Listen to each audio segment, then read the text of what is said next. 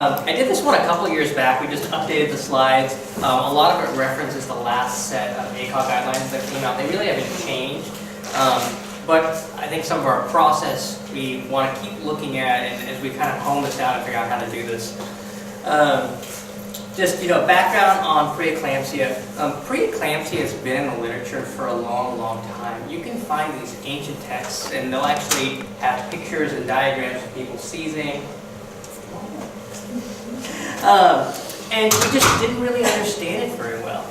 So if you look at this, we saw the seizures back in the 1700s. We didn't find out about protein in the urine until the 1800s. And then the fact that it was a hypertensive disorder until almost 1900, and then mag sulfate in the 1920s. To put that even into more perspective, in Europe for a long time, they didn't do mag sulfate. They actually had a different view that they thought that some of the other anti-seizure meds were better. And then they finally started to change pattern more recently. Now, the reason that you're hearing so much about hypertension, postpartum hemorrhage, those are the two big areas that we're seeing maternal adverse outcomes and deaths. If you take a look at it in the last 20 years, our incidence of preeclampsia has gone up 25%. We don't entirely know why, because we don't know what causes preeclampsia. It could be our patient population is changing. You look at some of the underlying risk factors for preeclampsia, like high blood pressure. We are seeing people get pregnant later in life who do have other medical conditions. Worldwide, 50 to 60,000 people still die because of preeclampsia. Now, most of that is outside of the United States, but a lot of the work that's been done on preeclampsia in the U.S. has been, for every maternal death we have, we find that, we've had X number of adverse outcomes that we could have done something about. And then we're starting to learn a little bit more about preeclampsia, but what we found is the more we identify how we should manage preeclampsia, that hasn't actually changed the day-to-day management in most institutions. And some of this came out more recently in the last couple of years. There's all these maternal mortality review committees that have been started in the States, and they will basically look at every maternal death and try to figure out, was there any kind of systemic change or something that needed to be done? And that's where California came up with some of their equations that we use for hypertension or postpartum hemorrhage or things like that. And they find if you change those systems, you end up affecting a significant portion of your population. Preeclampsia, hypertensive disorder, big thing here, multi-systemic disorder. So it's more than just the hypertension. So by treating the hypertension, we don't fix preeclampsia.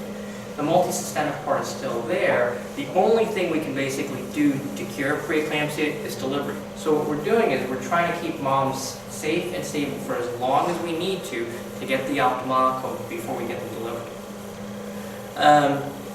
Basic understanding of what we think. Preeclampsia probably starts in the first half of pregnancy. Now, you'll often hear us comment when somebody has high blood pressure, well, we don't have preeclampsia until after 20 weeks. We don't see the manifestations, we don't see all the symptoms of the high blood pressure until the second part of pregnancy. But somewhere in the first part of pregnancy, when there's no symptoms or anything like that, and we think it probably has to do with poor placentation, meaning when the placenta is being established, early on, the uterine blood supply has really small vessels that have high resistance in them. And the body's going to remodel all that. So you're going to get these vessels that are going to dilate, you're going to get more blood flow, more placentation, more perfusion to the baby. Something goes wrong in that process, and over the course in the latter part of pregnancy, a cascade of events take place, and that's what results in preeclampsia. There's some testing out there that they're trying to look at to see can we identify people earlier who may have preeclampsia. The problem is it hasn't panned out to be super reliable, and in a sense you almost know who is at risk for preeclampsia, so it doesn't help us a whole lot more there. And this is just what we talked about right now. Basically that we still don't fully understand who's supposed to get it, but we know it starts early on because of some of the remodeling of the vasculature. Some general timelines here, and where this becomes relevant is our management. So what do we do with a gestational hypertensive versus a preeclamptic who's mild versus a severe? Well, many gestational hypertensives, if you leave them alone and do nothing, they will develop preeclampsia within weeks. If you've got a mild preeclamptic, they can develop severe features within days, and then severe preeclamptics, they can actually worsen very, very quickly. And in general, we say that this resolves after delivery of the placenta. I've looked here and there, you'll hear talks around there about, we now know that with delivery of the placenta it doesn't cure preeclampsia. delivering the placenta does start the process of resolving. Now that process can go on for weeks, and that's why we know people are at risk for 4, 5, 6 weeks afterwards. Definitions. So gestational hypertension. And something you're going to notice on here, I don't use the words PIH. PIH doesn't exist. So we've got to use the right words because what we're using determines basically how we're managing it. So one of the things I'd encourage, if you are taking care of a patient and it says PIH all over it, ask the provider, is this a preeclamptic? Is it a gestational hypertensive? Do we not know and are we working it up? Because that's going to affect how we manage this. So a gestational hypertensive has got a systolic blood pressure greater than 140 or a diastolic blood pressure greater than 90. Key points here. This isn't somebody greater than 20 weeks, because if it's earlier than 20 weeks and they have elevated blood pressures, that's considered chronic hypertension. The other thing is it's 2 blood pressures 4 hours apart.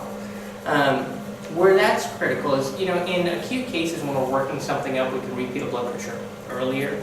And there are times that we'll fudge on it. If we have somebody who comes in at 40 weeks and they've got an elevated blood pressure, we don't necessarily wait and sit on them for 4 hours.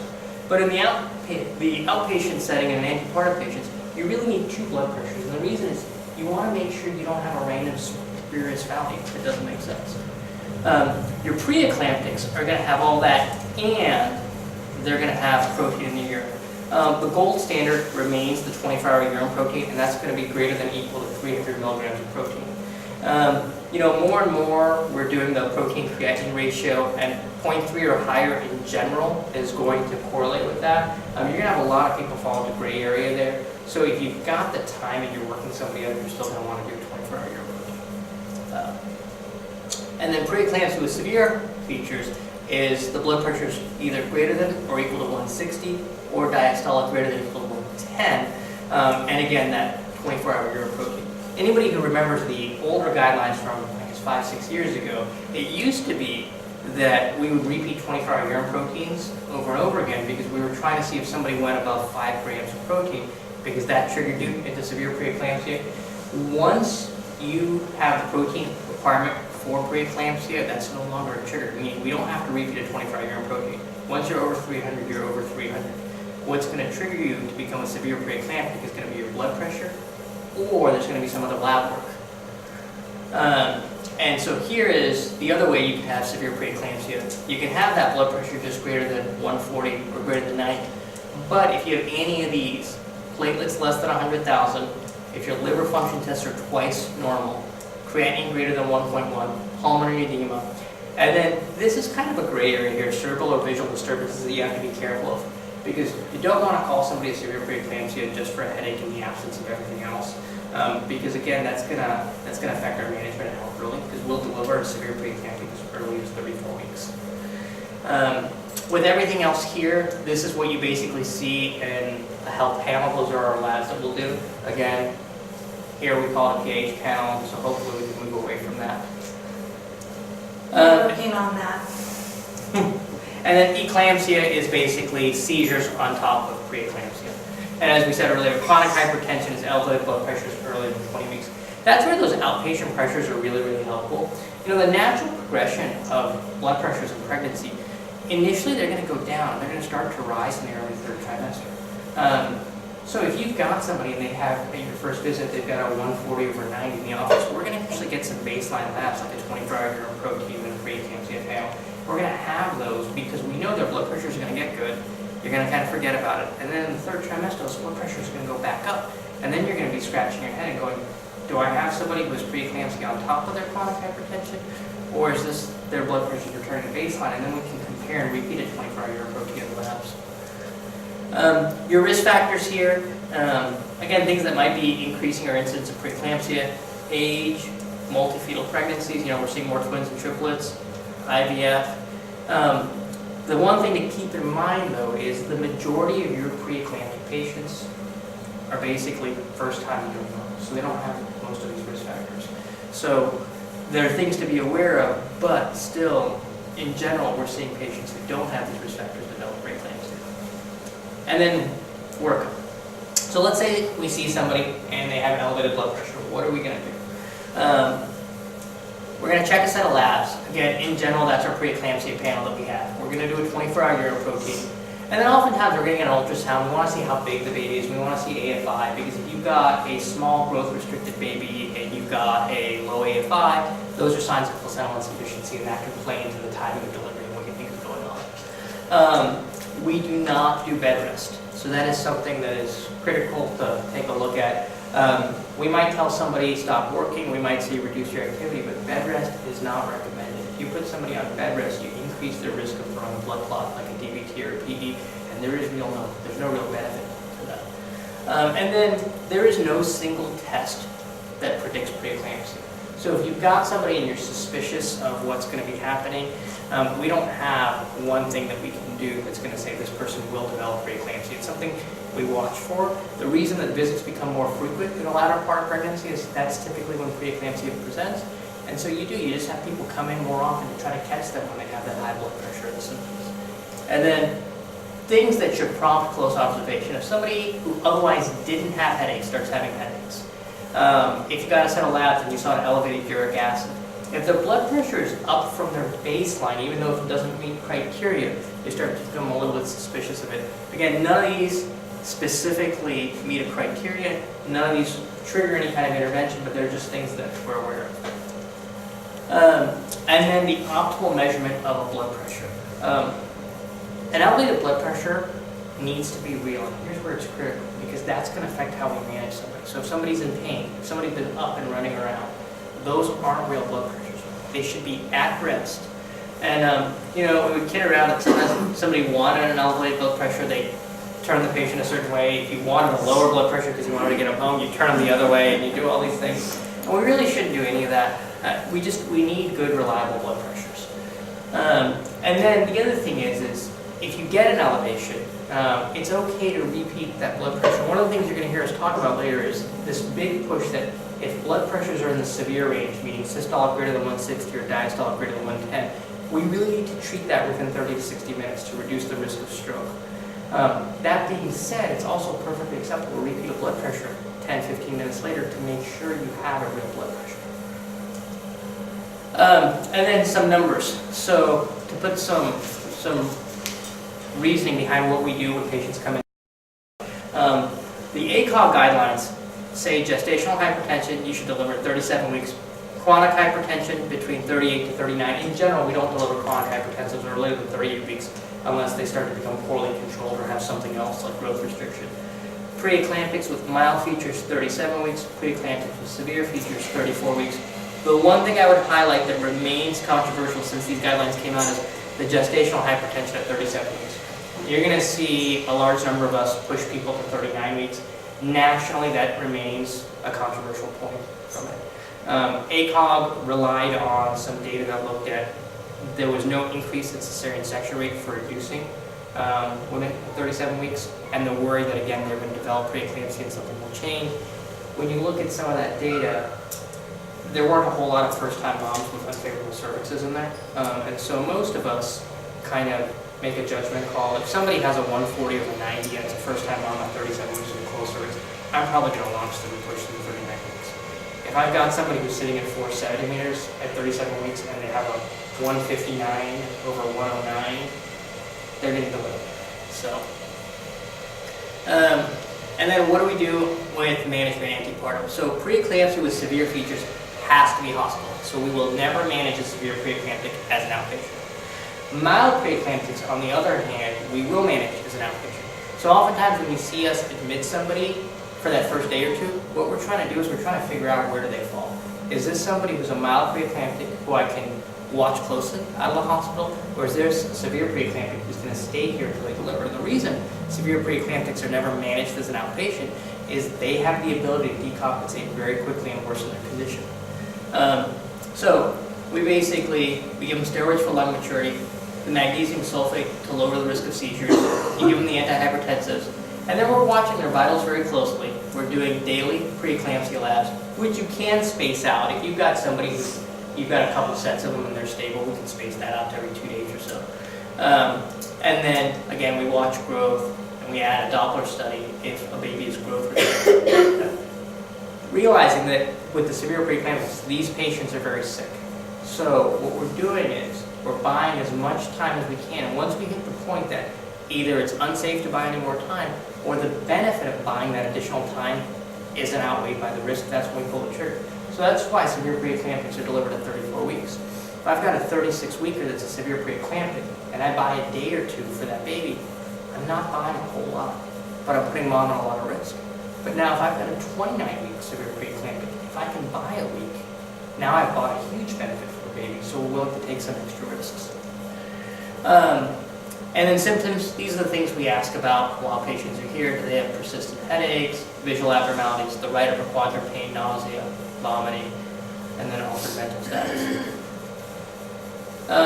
Why do we get these symptoms? Here are some general reasons. Some of these we really don't know why. But we see the intravascular volume reduced. So that's, if you see the hemo concentration on labs, you'll notice oftentimes you've got somebody and you check their labs and their hematocrit looks phenomenal. How's this person at this point in their pregnancy have a crit of 40? Well, it's not that they took a lot of iron. I wish that was the case. What's really happened is they're intravascularly depleted, meaning while they're swollen and edematous, they have minimal fluid inside their vessels, so it's looking like everything is concentrated. And they get the edema because of the capillary leakage. Basically, the blood vessels become leaky and don't hold on to everything.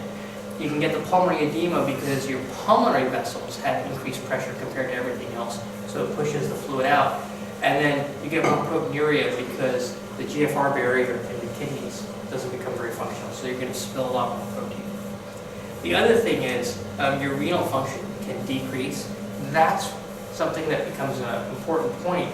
The reason we keep a close eye on our patients who are on mag sulfate is I've seen a severe preeclamptic have worsening renal function on mag sulfate. You turn off the mag, and they actually remain therapeutic on the mag for many, many hours.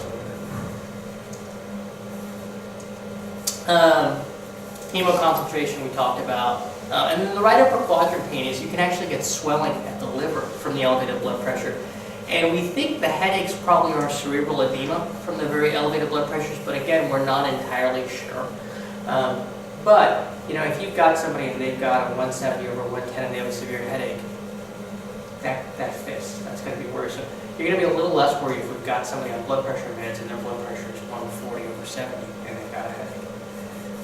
And then the IUGR, the growth restriction you see in babies, is you're just basically getting poor perfusion through the placenta. And so that's something that you're not going to see immediately. So again, if you've got somebody that's progressed very rapidly, you're going to have a normally grown baby. And then when do we start blood pressure meds? So in general, our minimum threshold of where you're going to have to do something. Systolic blood pressure greater than 160 or diastolic blood pressure greater than 110. So something, and we'll go through our numbers of how we do something to make clear, that is not optional. You have those blood pressures, it has to be treated. And the general standard now is treated within 30 to 60 minutes. So if that comes in, you've got to take care of it. Now, lowering the blood pressure does not actually change the course of preeclampsia. So if we have somebody who's perfectly controlled, it's not that we're going to necessarily be able to do anything different or change how that preeclampsia is going to progress. What we are going to do is we're going to prevent that mom from having a cerebrovascular event like a stroke, which is going to have obviously an impact. As far as the meds, labetalol, nifedipine, hydralazine, most of the data says none is better than the others. You'll have institutions have a preference of one way or the other. Something to keep in mind, you'll often see that we don't use nifedipine and mag sulfate, and that's just because of the neuromuscular blockade. So basically, you can get more complications with it, so we don't combine the two. Just from a personal thing, hydralazine I find works a lot better if you have a lot of vascular resistance. So meaning if you have a very high diastolic, hydralazine is probably going to work better. Labetalol works well if you have a wide pulse pressure. So meaning, let's say you have a systolic that's high and a diastolic that's low, labetalol is probably going to work better. You've got the dosing on here. The nice thing is, this is all, so when I gave this talk, we were just putting this into the order sets. So I remember we listened in advance of that. So it shows you how where those order sets can be helpful. This is all in there and standardized. So when we admit patients, we automatically keep it. You've got the whole thing there.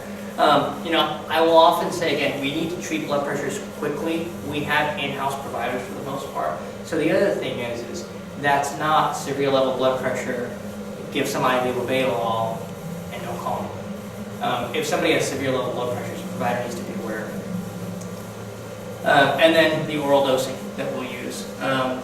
Nifedipine works really well orally, so especially in times you don't have IV access on somebody, nifedipine can work very quickly. We don't really use methyldopa. We don't use the diuretics very often. And back to some of the points we made earlier, it's okay to repeat a blood pressure 15 minutes later. And it's one of those things, just make sure the patient's at rest, not in pain, not some other reason for that elevated blood pressure. But if you've got a validated blood pressure, and you know we've got a good blood pressure, and you repeat it's still high, then again, treating severe level blood pressures is not optional. It's not, we're going to watch this for a couple hours and see where it goes. We need to treat that within the hour. If you look at our numbers, we actually only treated about half the time. My hope is that some of those are maybe blood pressures that we know aren't real, and we're not. But because I'm hoping we're not only treating severe hypertensives half the time we should be, because realistically, again, there's a significant correlation with those severe level blood pressures and something like a stroke. So if you don't treat those blood pressures and you have enough patients, you will have somebody have a stroke. And then what's our management? So if somebody is pre-viable, the guidelines usually recommend delivery. So if you did have like a 21-week reproducible severe preeclampsia, unfortunately, usually those early ones get very severe progressively fast. We're probably not going to be able to get to a viable gestation. If someone's over 34 weeks, we're just going to deliver them because, again, by a day or two is not going to really get us time. But if they're less than 34 weeks, we're going to try to wait unless one of these things. And if you look, these are pretty significant things. Placental abruption, which you do see a higher incidence of with the high blood pressures. Severe growth restriction, breaks their water, pulmonary edema, BPP of 4 out of 10, or if HELLP syndrome delivers. So basically, if we hit something where it's unsafe to keep going, then we're going to stop at that point. Mode of delivery. These numbers are important to keep an eye on. So if you've got a 27, 28 weeker, they actually have a very high risk of C-section. The other thing to keep in mind is if we're opting to deliver somebody at 27, 28 weeks, they're probably really sick. And if you think about how long an induction takes, sometimes we make that judgment call and we'll talk to a patient about, look, we don't have enough time probably to get you delivered vaginally and we're going to opt for a C-section. That being said, the later gestations, you know, if you have a 32-weeker, their risk of C-section, 31 to 38%, that's higher than our baseline average. But when you look at the country, that's not that far different from the rest of the country's normal baseline average. So it doesn't necessarily mean a C-section. And so we're going to try to manage those labors a little more efficiently, probably keep things going. Continuous fetal monitoring. Maintenance fluids, you want to be careful that you're not giving them too much as far as fluids. In general, during their labor course, diuretics like Lasix are only used if somebody has pulmonary edema. If you start to go out to see some other talks, you might see, depending on who you listen to, some people might talk about postpartum diuretics because there's two camps. There's a camp out there that says, well, these patients are intravascularly depleted, don't give them diuretics. And then you have another camp that says, no, give them diuretics and clear it out. But while they're pregnant, we only use it for pulmonary edema. But that is something to keep an eye on. If you've got that patient who's on MAG, who's got elevated blood pressures, and you start seeing their O2 sats starting to fall, that's probably what's going on. And that can happen really, really quickly. You'll have somebody who looks great, and then a few minutes later, their O2 sat is plummeted. You listen to the lungs and their crackles, and there's pulmonary edema. As far as platelet count, usually over 80,000 is where it's considered safe to get regional anesthesia like a spinal or an epidural. Interesting, the Anesthesia Society actually has no formal recommendation on this. And you know, the worry and the risk is if your platelet count is too low, you're going to get a hematoma. And so you're going to see the anesthesiologist vary a little bit.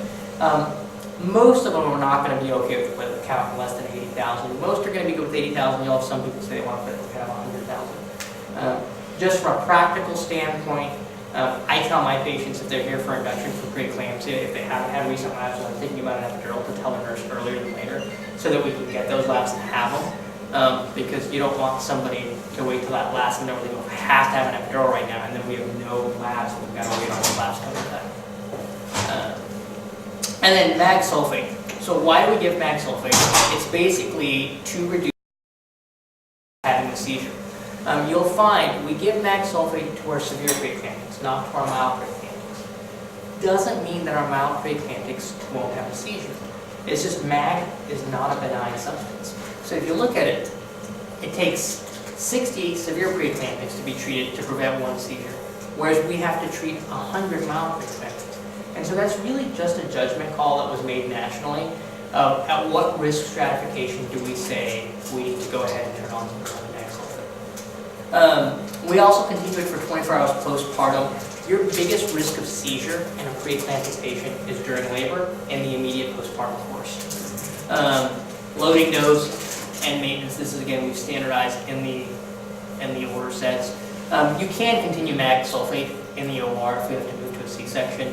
Oftentimes you'll see it turned off. Realistically, the half-life of mag is high enough that if you turn it off before you go back for a C-section, you're really not dropping your level that much, so there isn't a huge benefit to turning it off. And then here's your therapeutic range if you ever check a mag value. It's between 4.8 and 8.4. That's just based on looking back on data. It's not like there's any great head-to-head trial of keeping people at a certain point and seeing what their seizure risk was. Now, mag sulfate is excreted by the kidneys. So again, where that's key is, if you've got somebody their urine output is dropping, be very careful. Because as that urine output drops and that kidney function goes down, your mag level is going to be higher. And that's going to be the patient that gets mag toxic. Now, our order sets, the way we have them set up here, is we automatically check box basically the magnesium level lab, so if there's concern, we can just run it. But the key thing is, if your patient has reflexes, your mag level is going to be fine. And the reason is, here's where you lose things. So you lose those reflexes between 9.6 and 12. Well, the respiratory paralysis starts at 12, and the cardiac arrest starts at 24. So if we're keeping a close eye on somebody who's on mag sulfate, we should catch their reflexes. And when their reflexes go away at that point, and you look at the whole picture. So if you've got somebody and they're losing reflexes, and they were peeing 50 cc's an hour, and now they're peeing 10 cc's an hour, that gives you perspective. This patient's renal function's going down, their mag level's probably going up. And then calcium gluconate, that's automatically checked in the order sets because that essentially stabilizes the cardiac membrane. What you're trying to do is stabilize somebody from going into cardiac arrest. And then your common side effects, you'll hear patients say, look, I was sweaty, I had trouble seeing and really focusing my vision. And then you do some changes in the fetal heart rate pattern because of magnesium sulfate. One of the things to keep in mind, magnesium sulfate in and of itself doesn't treat hypertension. So years ago you would have people say, okay, the blood pressure side, let me start them on magnesium sulfate, let me see what their blood pressure is. Magnesium sulfate is not an antihypertensive. So you still need to independently treat somebody's blood pressure. We're doing this solely to prevent seizures. Now, again, if you didn't give a severe preeclamptic magnesium sulfate, 2+% of them are going to have a seizure versus less than 1% with the mild. We don't 100% understand why preeclamptics have seizures. The key things about it is the seizure is self-limiting.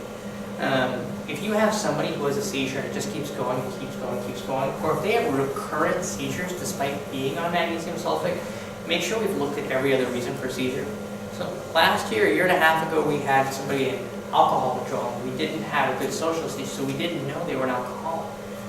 But we couldn't figure out why they kept seizing no matter what we did. And it was because it wasn't a preeclamptic seizure. And then, the common things we do when we get an eclamptic seizure, roll the patient. Same things you do for a seizure in general. If they're not on mag sulfate, start it. Realistically, if it's a preeclamptic seizure, it's going to stop before you get the mag sulfate going. And then your tracing is not going to look good after a seizure. So that's just an FYI there. That is usually a scary couple minutes where you're watching it. You can watch that for a couple minutes to see if it resolves, because most of the time, the baby's not going to look good because you're going to have poor perfusion, and then it's going to resolve. Now, you do want to be getting ready in case it doesn't resolve, because while that seizure took place, you also have higher risk of things like abruption. So if you had an abruption, that baby's still not going to look good. You're going to have to go to an emergency delivery. And then postpartum, what do? We avoid NSAIDs. Here, it's an interesting thing. We still do that. The thought is, ibuprofen is a prostaglandin inhibitor. So one of the parts of the pain process is regulated by prostaglandins, so we knock out the prostaglandins. Well, that'll also, we think, raise your blood pressure because of the effect on the kidneys. Now, I will tell you, there have been a couple studies that have said that NSAIDs have no effect on raising blood pressure in preeclampsia. So that remains kind of uncertain, but the safer thing to do is to avoid the NSAIDs. And then blood pressure should be monitored for 72 hours, either inpatient or the outpatient equivalent. This is where all that work has gone into. When people are discharged here, in general, they're going to have a blood pressure check back in our office. And what you're trying to do is, you're trying to avoid where the blood pressure goes down initially and then is going to peak back up and somebody may need treatment in that time. Now your thresholds for treating postpartum blood pressures, it's a little bit lower. It's 150 and the diastolic is going to be 100. Part of it, you also don't have the risk that you had when the patient was pregnant, that if you lowered their blood pressure too much, that you were going to hyperperfuse the baby. And then what you should see is the blood pressure should go down, and then it should go right back up. And so that's where that follow-up blood pressure check is going to be important, is to catch those that have gone back up and start them on treatment if they haven't.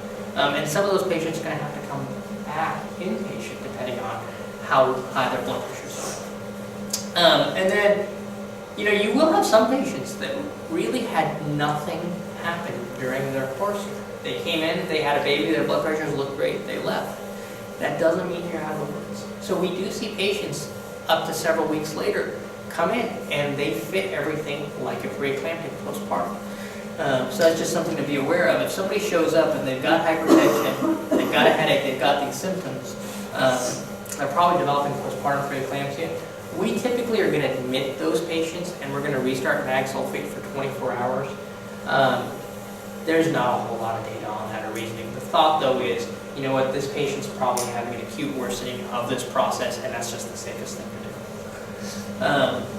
And then that's the reasoning that we push that everybody should be given information about preeclampsia side of the symptoms, even if they didn't have preeclampsia, because you're going to have people not have it and then develop these postpartum. Chronic hypertension. So postpartum, your goal is basically less than 160 over less than 100. You're again going to avoid the NSAIDs for the same reasoning. And they're often going to have higher blood pressure the first week or two. And little plug for the Blue Band program. So, with this, if somebody has hypertension in their pregnancy, we're putting a blue band on them. And they should keep that band on until they're past the 6-week postpartum course. Where that's going to be really helpful is, if you think about it, somebody shows up in a walk-in clinic, in the ER, in an office, and they go, I have a headache, but things can get missed. When they've got the blue band on and everybody knows what it stands for, then this mom had high blood pressure during her pregnancy. So if she comes in and goes, I just don't feel well, I have a really bad headache, now that's going to trigger you that maybe this has to do with preeclampsia, and maybe we need to work this up a little bit more.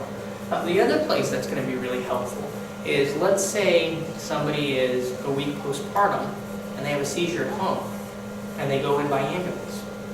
Think about that. The ER is going to start working that up. They don't realize that patient had high blood pressures during their pregnancy. They may not be thinking about preeclampsia. But having the blue band is going to highlight that, so it's just going to bring more awareness for all of us. And then future management. We talked about how with preeclampsia we're seeing a higher incidence of it and why maybe patients are higher risk when they start their pregnancy. One of the things to think about is pregnancy in general is almost like a stress test on the body. It's going to show you things. So if you have somebody who's a gestational diabetic, their risk of diabetes long term is higher. If you've got somebody who is a preeclamptic or developed high blood pressure during their pregnancy, their risk of cardiovascular disease and high blood pressure outside their pregnancy is higher. So you'll have cardiologists actually, if you look at their society, they're recommending that the pregnancy background and history be part of the cardiovascular risk assessment that they take. The other thing is you'll see more and more that we're putting patients on low-dose aspirin at the end of the first trimester, usually at 10 plus weeks. We don't entirely know why that works, but again, if there's some underlying process that begins in the first half of pregnancy, it seems like baby aspirin is going to reduce our risk of somebody developing preeclampsia later in pregnancy. So you're going to see more and more of that because that's becoming more standard. I've even seen the maternal fetal medicine docs in patients who didn't have preeclampsia but have significant risk factors for preeclampsia start putting people on baby aspirin in the latter part. That's it. That's what we know of preeclampsia. And again, you know, it's kind of telling that most of that has not changed since the ACOG guidelines were last updated years ago. We just keep hitting it because nationally we still are management. I showed you there. We're only treating half of the blood pressures we should be treating, which isn't okay. And we're doing better than a lot of other people, but we've got to do better than that. So you were saying that the reflexes was really important to keep an eye on? Yeah. So there's some debate then among the nurses, how do you check and neuralize patients' reflexes, which reflexes do you check? So, you know, you could check upper extremity reflexes because it's going to be any reflexes. And, you know, you're occasionally going to have that edematous patient with a larger BMI that you're just going to have trouble checking reflexes on.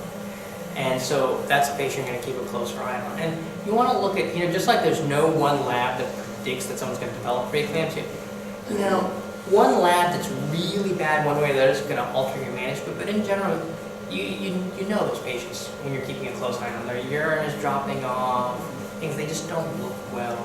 And it's the totality of the clinical picture there. But, you know, you don't have to. Some places many years ago, you used to have this routine. They would just check magnesium levels at certain intervals. And you really don't need to do that. Other questions? I have one. I'm not sure. Sorry.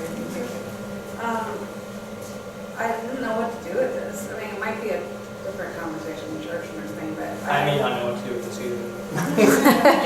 I felt like it wasn't really my decision, but I had a call from a provider last week.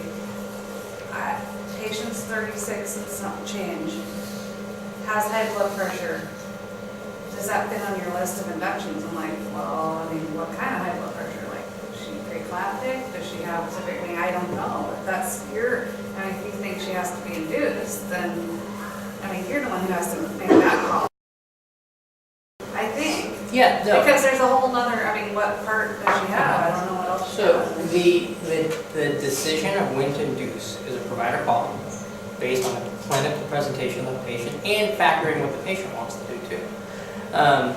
You know, when you look at it, the blood pressure, because there's different guidelines. Again, if I've got a chronic hypertension, they don't get delivered before 38 weeks. And most of us will look at that. Are they on meds? Are they not on meds? What are their other risk factors? What has their blood pressure been doing? What are they trending? So really that's a call. What those induction lists that we have on the unit, those are basically there to say, if someone calls, these are the reasons that it's okay to do so. But they're not actually medical management guidelines. Yeah, I didn't think, I was like, yeah, that's kind of between you and MFM, or I don't know. You know, they can decide if they need an MFM consult, they can get an MFM consult. Yeah, okay. Other questions?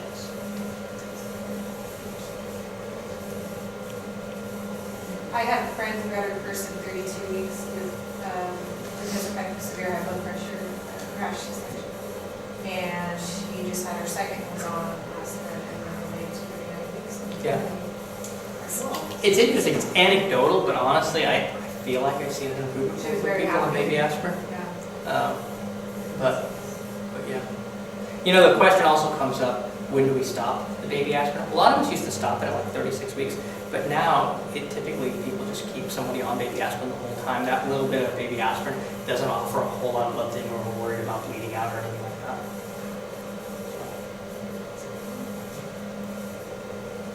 Okay. Thank you. Thank you.